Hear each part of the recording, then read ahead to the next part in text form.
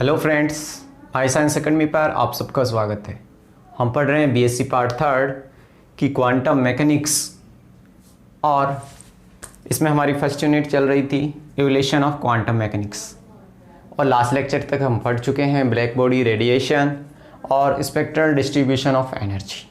तो आपने ये मेरा लेक्चर नहीं देखा है तो आप मेरी प्लेलिस्ट पे जाके देख सकते हैं। और आज हम बात करेंगे ठोसों की विशिष्ट ऊष्मा के बारे में कि विशिष्ट ऊष्मा पर क्या इफेक्ट होता है वो सब देखेंगे हम। तो हम जानते हैं जब किसी निकाय में ऊष्मा स्थानांतरित होती है यानी जब किसी निकाय को ऊष्मा दी जाती है तो उसे हम रिप्रेजेंट करते हैं डेल्टा क्यू बराबर होता है एम सी डेल्टा। यहाँ m होता है वस्तु का द्रव्यमान, c होती है स्पेसिफिक हीट यानी कि विशिष्ट ऊष्मा और डेल्टा t होता है मेरा टेम्परेचर डिफरेंस यानी कि तापांतर। अब यदि आयतन नियत हो, यदि आयतन नियत हो तो ये क्या हो जाएगा, delta Q equal to M C V delta T. और आयतन क्या है मेरा, नियत है, तो मैं ये लगा लेता हूँ v। अब यदि मैं मान लूँ कि जो m है उसका मान 1 मोल या 1 kg हो,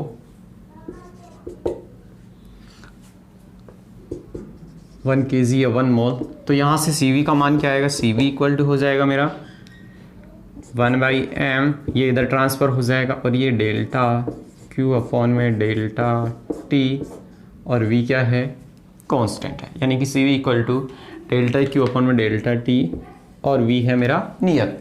अब m इक्वल टू यदि मैं 1 कर रहा हूँ तो Cv क्या आ गया मेरे पास, Cv आ गया Cv equal to delta Q upon में डेल्टा T। जब क्या है, आयतन मेरा नियत है यानी कि विशिष्ट या फिर मैं बोलूँ मोलर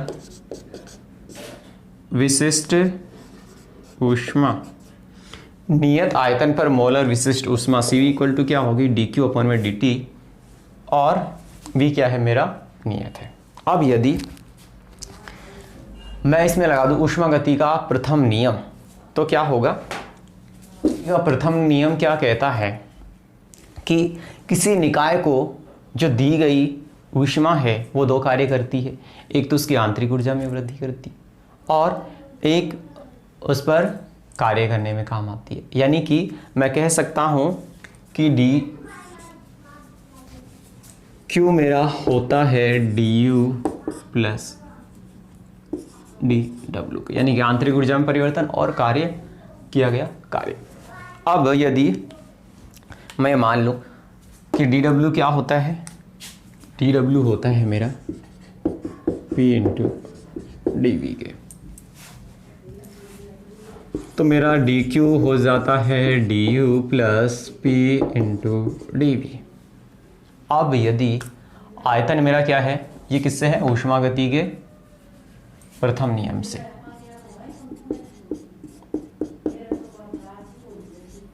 ऊष्मा गति के प्रथम नियम से। अब यदि आयतन क्या है, नियत है, क्योंकि यदि आयतन नियत है तो डी इक्वल टू 0 यानी कि ये हिस्सा मेरा क्या हो जाएगा 0, यानी कि डी क्यू इक्वल टू क्या आ गया मेरे पास, डी यू। ठीक है, तो नियत आयतन पर विशिष्ट ऊष्मा मेरे पास क्या आई थी, ये आई थी Cv equal to D Q upon में डी टी, ये आई थी। अब डी क्यू बराबर है डी यू के, यानी कि मैं लिख सकता हूँ डी यू अपॉन में डी टी और आयतन क्या है मेरा नियत। तो ये आ गई विशिष्ट मोलर विशिष्ट ऊष्मा नियत आयतन पर। अब यदि इसी तरह से मैं दाब के लिए निकालूं तो दाब के लिए मेरे पास क्या रिलेशन आ जाएगा, Cp, यानी कि स्थिर दाब पर या फिर नियत दाब पर। ये क्या है, स्थिर या नियत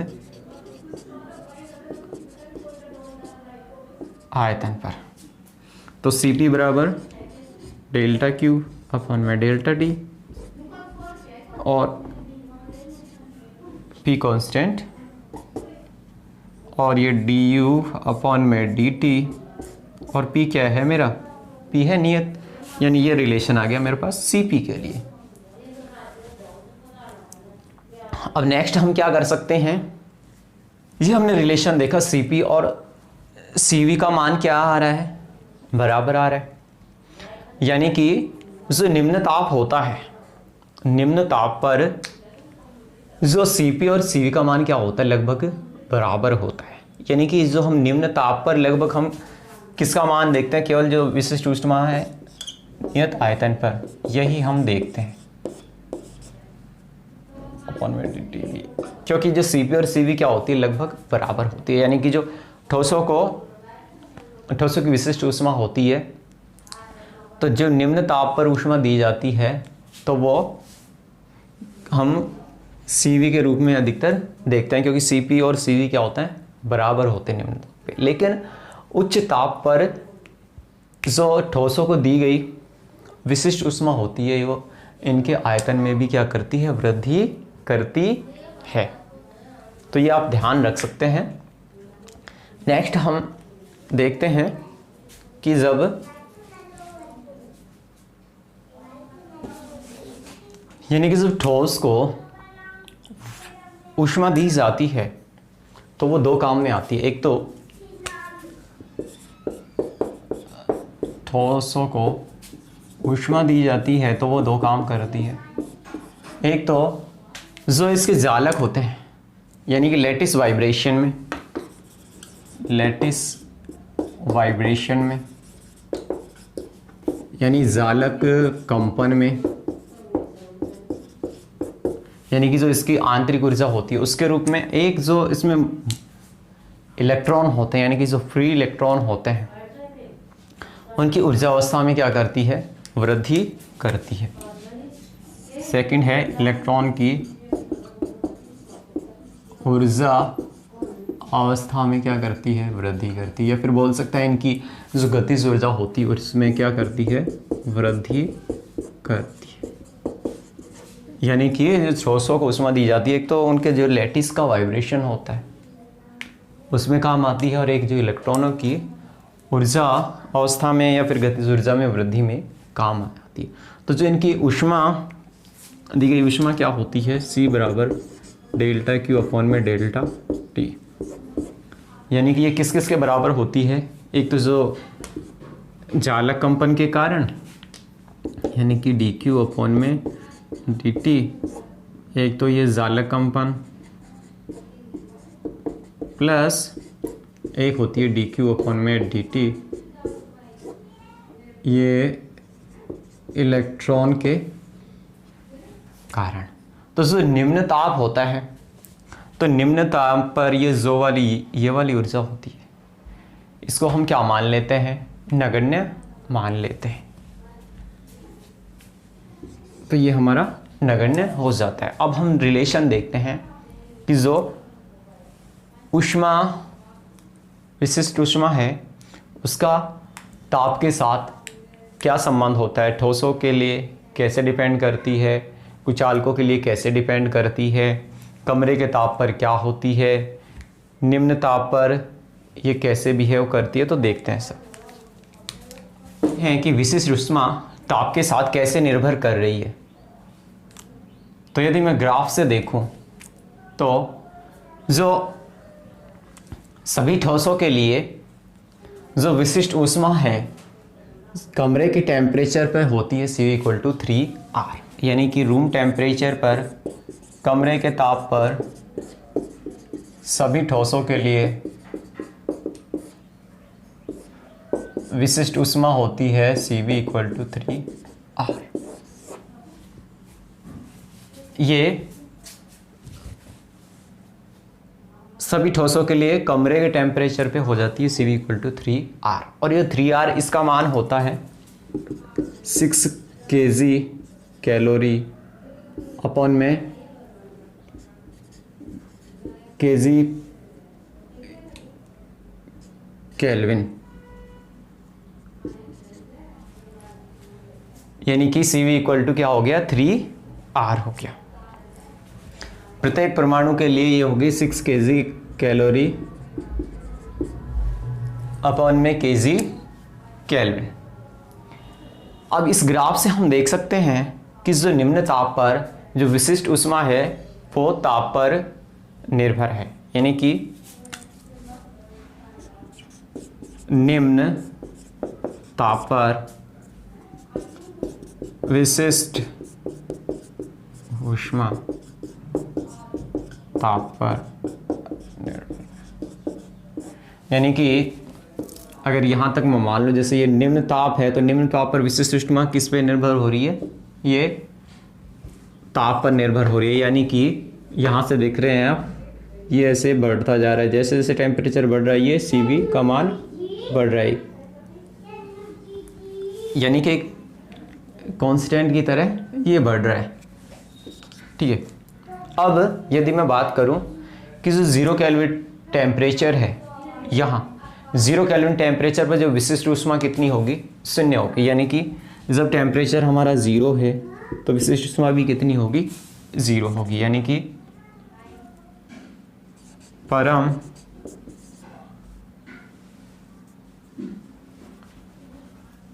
जीरो केल्विन ताप पर विशिष्ट ऊष्मा भी कितनी होगी, 0 होगी, 0 होगी।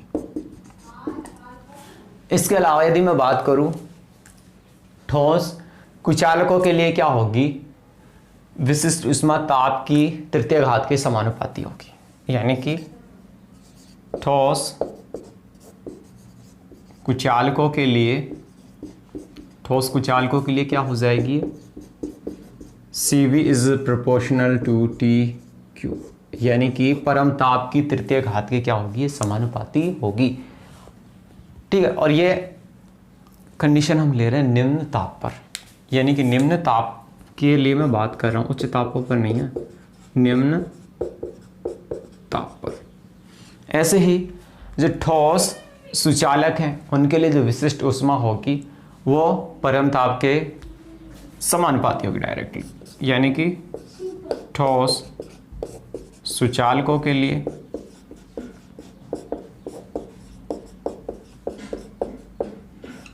ये हो जाएगी CV is proportional to T, यानी कि CV परम ताप की क्या हो जाएगी, समानुपाती हो जाएगी।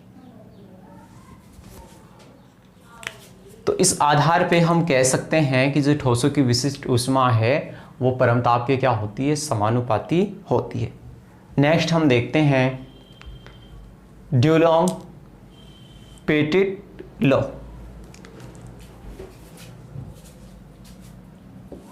पेटिट ने स्पेसिफिक हीट में क्या देखा कि जो ठोसों को यदि गैसों की भांति माने, यानी कि ठोसों को गैसों की भांति मानने पर, ठोसों को गैसों की भांति मानने पर जो आंतरिक ऊर्जा है E बराबर U kinetic energy plus potential energy, यानी कि जो काइनेटिक एनर्जी और पोटेंशियल एनर्जी दोनों का सम, यानी कि ऊर्जा समविभाजन के सिद्धांत से क्या देखा, ऊर्जा समविभाजन के सिद्धांत से U equal to 3/2 KT plus 3/2 KT, तो ये मेरे पास कितना आया 3 kT। यानी कि डुलोंग-पेटिट ये कहता है कि प्रत्येक अणु की जो स्वतंत्रता की कोटि वो कितनी होती है, 3 होती है। ये डुलोंग-पेटिट कह रहा है कि प्रत्येक अणु की स्वतंत्रता की कोटि 3 होती है। अब हम जानते हैं कि जो विशिष्ट ऊष्मा क्या होती है, CV बराबर होती है du/dt नियत टेम्परेचर पे। यानी कि यहाँ से मैं इसका अवकलन ले लूँ, CV इक्वल टू d/dt और U का मान कितना आया मेरे पास 3 kT।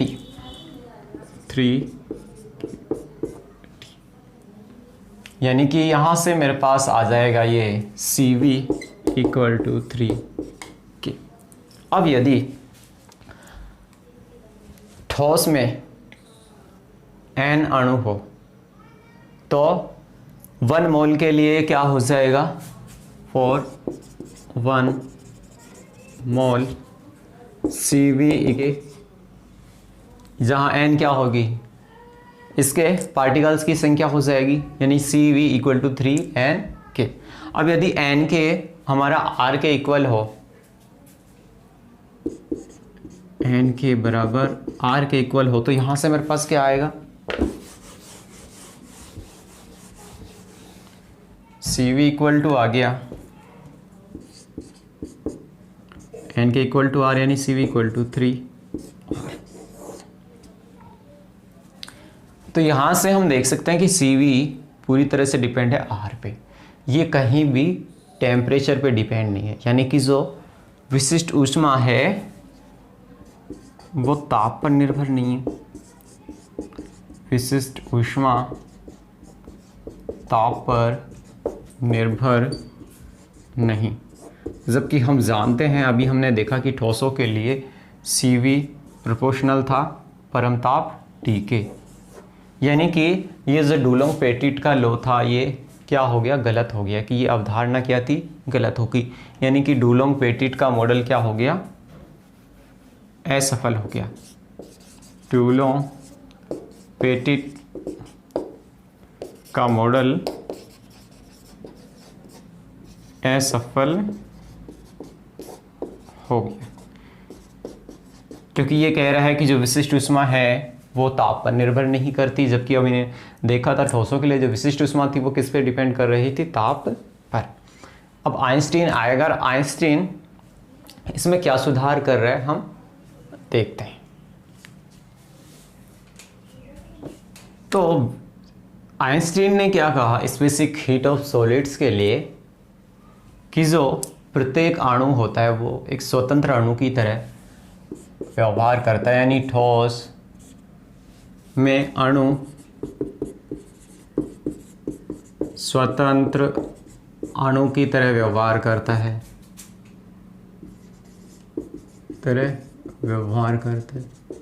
इसके अलावा उसने कहा कि जो प्रत्येक अणु है उसके स्वतंत्रता की कोटि कितनी होती है, 3 होती है।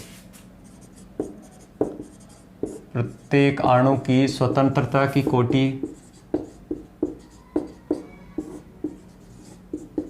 3 होती है। ठीक है, तो हम N अणुओं की स्वतंत्रता की कोटियां निकालते हैं। N अणुओं की स्वतंत्रता की कोटियां या फिर कंपन की विधाएं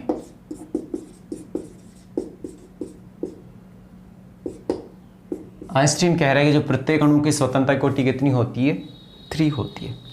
तो जो कण की न्यूनतम ऊर्जा के लिए हमारे पास क्या रिलेशन आता है कि कण की या फिर निकाय की कण की न्यूनतम ऊर्जा ये क्या होती है, E बराबर होती है H, या फिर मैं कह सकता हूँ En बराबर होती है NH न्यू की। En बराबर NH न्यू की, जहाँ N इक्वल टू क्या होता है 1 2 3 4 डैश करके अनंत तक। तो En बराबर होता है, यानी कण की जो न्यूनतम ऊर्जा व्यक्त करते हैं हम En equal to NH nu से, या फिर इसे हम व्यक्त कर सकते हैं NH क्रॉस न्यू से, या फिर इसे हम बोल सकते हैं NH क्रॉस ओमेगा से। दोनों के लिए सेम ही बात है, क्योंकि H क्रॉस बराबर क्या होता है H/2 पाई, और ओमेगा बराबर क्या होता है 2 पाई न्यू। तो दोनों से सेम ही बात आती है, हमारा रिजल्ट क्या आता है, सेम ही आता है। अब यदि मैं nवें ऊर्जा स्तर में जो अणुओं की संख्या निकालूं तो वो क्या आएगी, nवें ऊर्जा स्तर में कणों या अणुओं की संख्या, इसको मैं व्यक्त कर लेता हूं कैपिटल N से। तो ये प्रोपोर्शनल होगी, इसे मैं कैपिटल N से व्यक्त कर रहा हूं, N प्रोपोर्शनल टू E की power minus iota,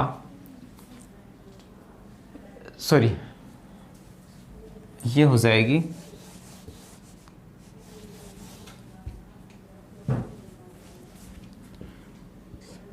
n proportional to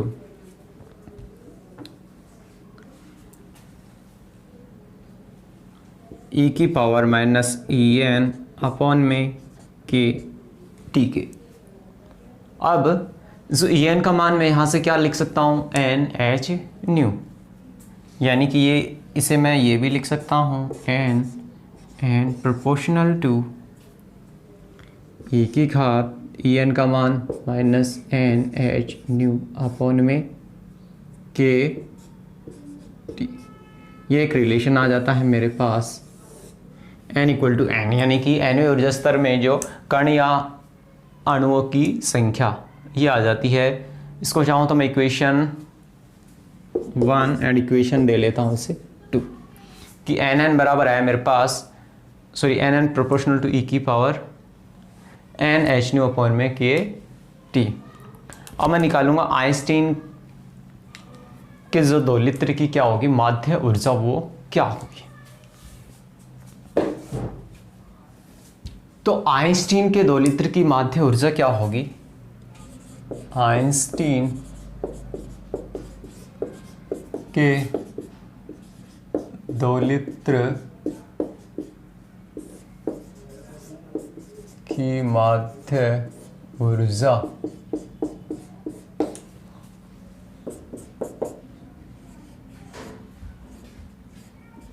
ठीक है। तो आइंस्टीन के दोलित्र की माध्य ऊर्जा क्या होगी, इसको मैं ई बार से व्यक्त कर लूं तो जो कुल ऊर्जा और इसमें भाग लेने वाले कणों की संख्या के बराबर होती है, यानी कि ई बार होता है कुल ऊर्जा अपॉन में कुल कण या फिर कुल अणु। यानी कि यदि इसमें n1 कण है उसके लिए ऊर्जा E1 है, n2 कण है उसके लिए ऊर्जा E2 है, n3 कण है इसके लिए ऊर्जा E3 है। ऐसे ही जितने कण होंगे उसके लिए अलग अलग क्या हो जाएगी, ऊर्जा हो जाएगी।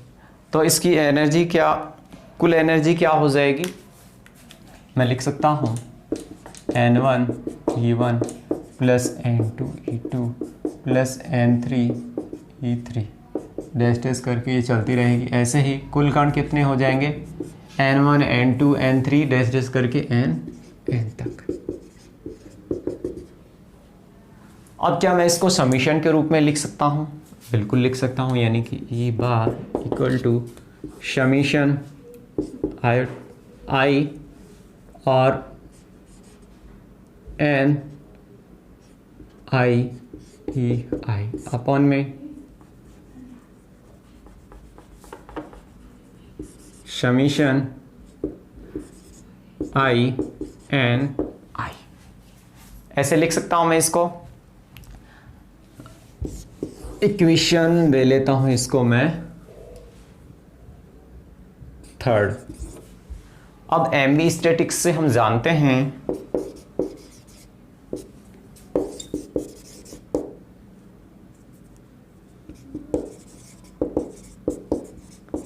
देखो अभी हमने एन एन के लिए क्या रिलेशन निकाला था कि N N is proportional to E की पावर माइनस, ये आया था एन एच न्यू अपॉन में के टी। तो एम्बी स्टैटिक्स से किसी आई वे कण के लिए मेरे पास क्या रिलेशन आएगा, N I proportional to E की power minus I H nu upon में के टी आ जाएगा ये रिलेशन। तो अब यदि इस रिलेशन को मैं यहाँ यूज़ करना चाहूँ एन आई के स्थान पे, तो मैं इस एन आई की जगह ये मान रख सकता हूँ और ई आई का मान मैं क्या रख सकता हूँ। देखो ई एन के लिए मैंने मान निकाला था पहले, ई एन इक्वल टू आया था मेरे पास एन एच न्यू, या ई आई है तो आई एच न्यू, ठीक है लिख सकते हैं। तो यहाँ मैं लिख लेता हूँ इसको,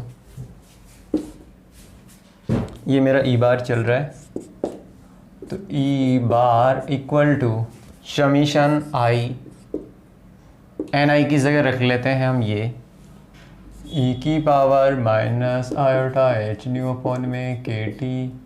ई आई को लिख सकता हूँ मैं आई एच न्यू अपॉन में एन आई को समीशन आई, एन आई को क्या लिख सकता हूँ ई की power minus iota H nu upon में के टी, ठीक है। तो ये मेरे पास नेक्स्ट इक्वेशन आ जाती है। नेक्स्ट देखिएगा इसमें क्या कर सकता हूँ, ई बार इक्वल टू मैं कर सकता हूँ एच न्यू को मैं क्या कर लूँ बाहर ले लूँ, तो H nu summation I E की power minus I H nu upon में के टी, और ये मेरा आई यहाँ लिख लेता हूँ अपॉन में समीशन आई ई की power minus I H nu upon में के टी। ऐसा करता हूँ, ये जो एक पद चल रहा है इसको भी मैं ख़त्म कर देता हूँ, इसको मैं ले लेता हूँ x इक्वल टू होता है मेरा एच न्यू अपॉन में के टी, यानी कि x इक्वल टू यहाँ मैं पुट कर लूँ तो ये ई बार इक्वल टू मेरे पास आ जाएगा H nu summation I iota ई की पावर माइनस ये पूरा आ गया x, यानी कि आयोटा x, ऐसे ही अपॉन में आई ई की पावर माइनस आयोटा x, ठीक है। तो ये मेरे पास पद आ जाता है। अब मैं क्या कर रहा हूँ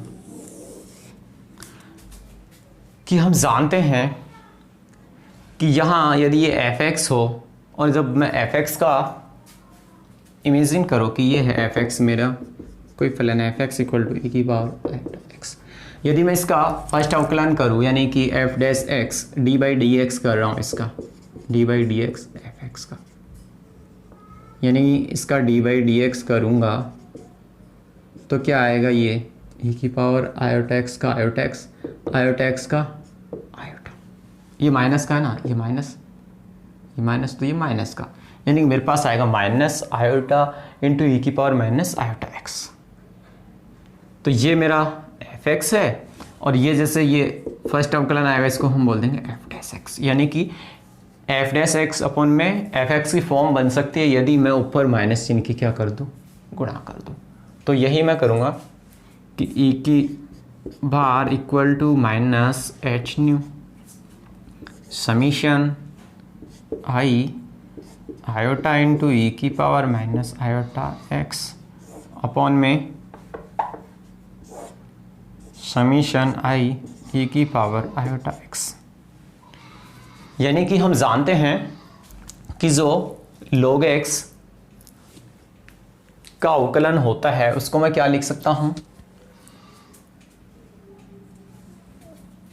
तो यानी कि एफ एक्स और एफ डी एक्स के रूप में किस प्रकार लिख सकते हैं इसे कि D by D x log F X equal to F dash X upon में एफ एक्स।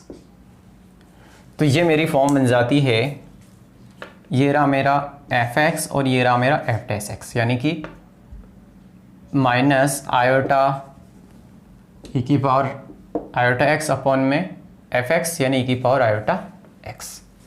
तो यहाँ से मैं क्या लिख सकता हूँ इसको, ये मेरा e की पावर माइनस आयोटा x चल रहा है, ठीक है। तो इसको मैं क्या लिख सकता हूँ,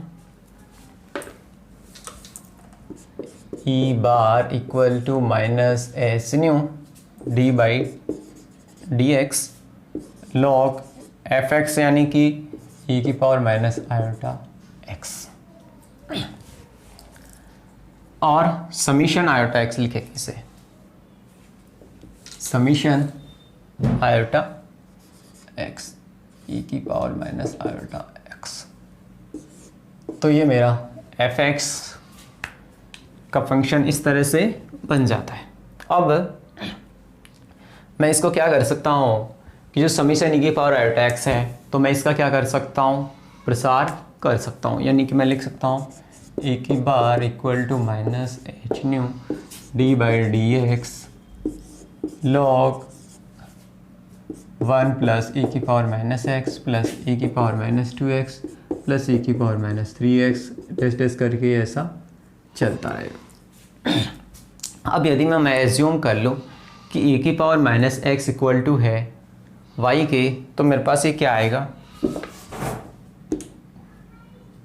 यदि e की power minus X equal to हो y, यानी कि e bar equal to minus H nu D by D x log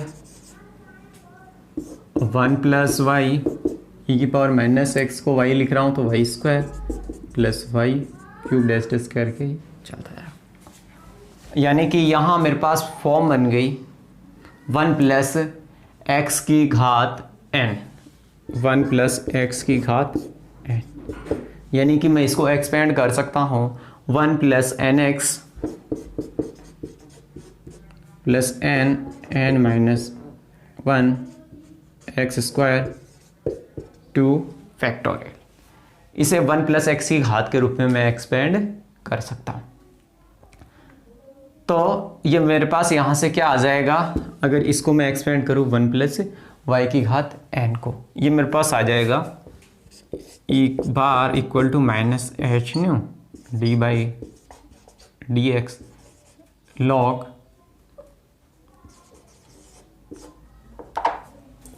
1 minus Y inverse.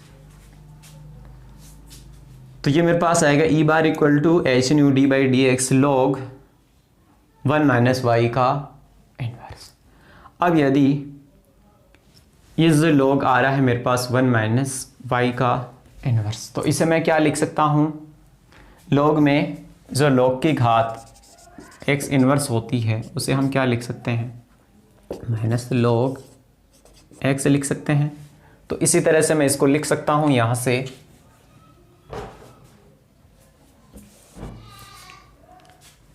कि e bar equal to minus H nu D by D x log minus log, ये minus चल ही रहा है मेरा, minus log और 1 minus Y, ठीक है।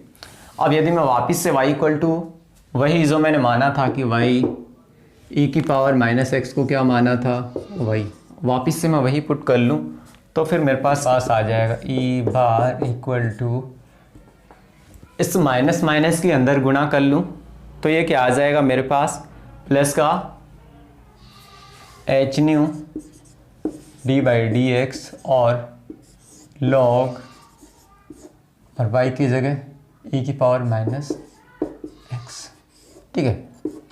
अब मैं इसका अवकलन करूँगा लॉग e की पावर माइनस 1 माइनस e की पावर x का, यानी कि e bar equal to H nu, और मैं इसका ले रहा हूँ अवकलन, तो क्या आएगा इसका अवकलन लॉग, और इसका क्या आएगा कि लॉग x का क्या आता है, लॉग x का आता है 1 अपॉन में x, यानी कि 1 अपॉन में e की पावर माइनस x।